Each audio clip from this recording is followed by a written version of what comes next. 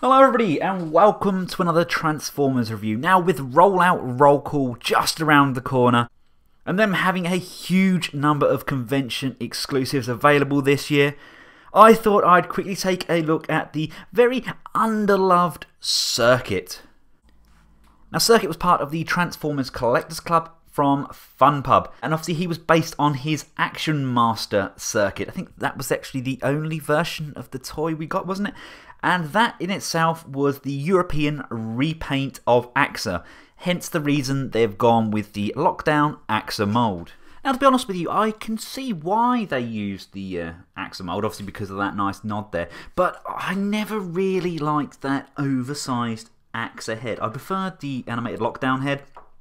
It was just smaller and kind of less, I've got a huge head on my shoulders, you know, that sort of thing. Overall, I do like the figure, but they didn't do it as well as they could have done. I mean, there's some sloppy paint applications on that chin section there, where there's a lot of bleeding and overrun, and I really think that does let the figure down slightly. I mean, you can't see it unless you get right up close, but you're paying a lot of money for a figure. And this is just something you have to bear in mind, that the paint has bled slightly on this. But I mean, overall, I'm really happy with him. I think he looks absolutely cracking, all by the fact he does have a huge noggin. But it's a great nod to a European exclusive that not everybody had access to. Now, one thing this guy definitely does have going for him is that nice use of the clear, translucent blue plastic. It looks so much better than what we got with Lockdown. And as far as agility goes, this guy can pull some absolutely outstanding poses, some of which we can't get from half of the convention exclusives. If this is your first time viewing this mould, firstly, where have you been? And secondly, I'll just cover the articulation.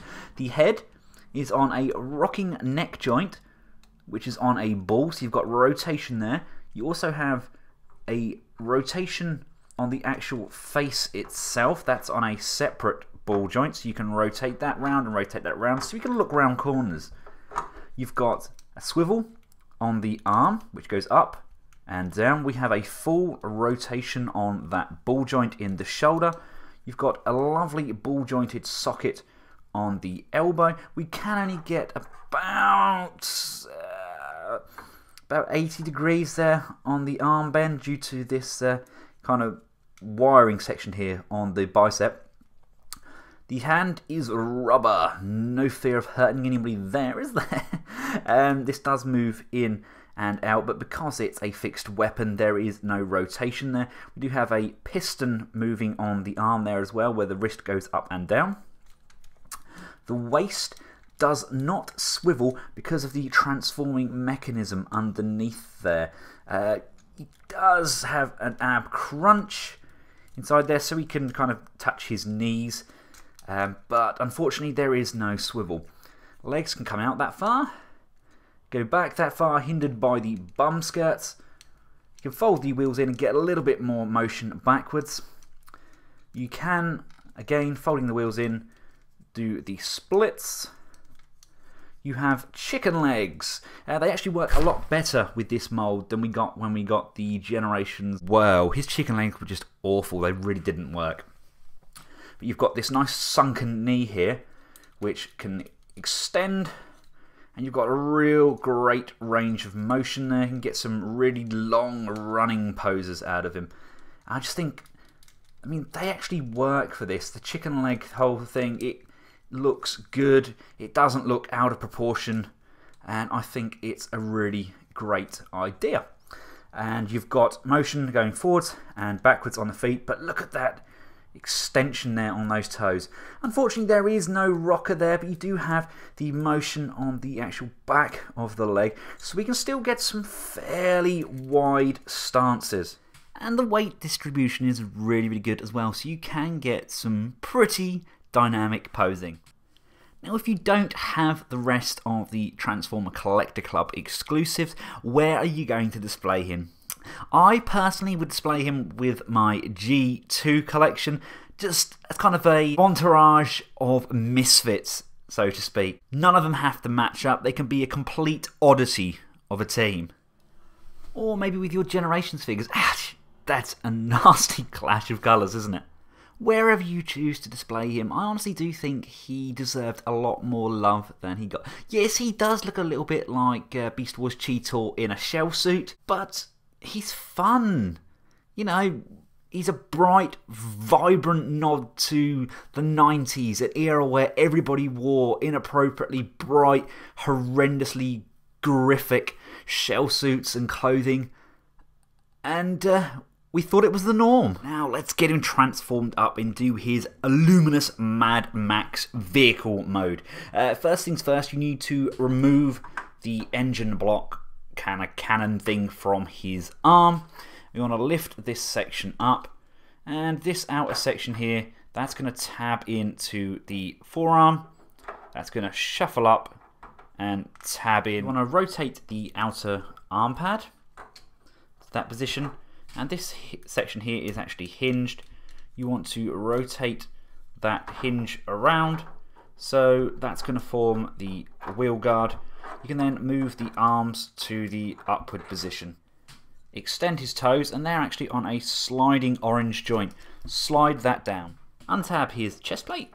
It's tabbed in just at the bottom and the top. Lift that up and over his head, and just tuck that in behind.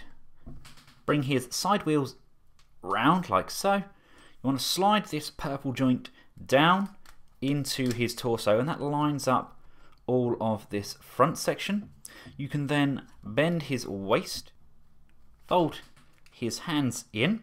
You can then rotate this waist forward, and the wheels are just going to line up, and then the arm will tab into place. Just slide that into that gap here, and basically these now all tab in together.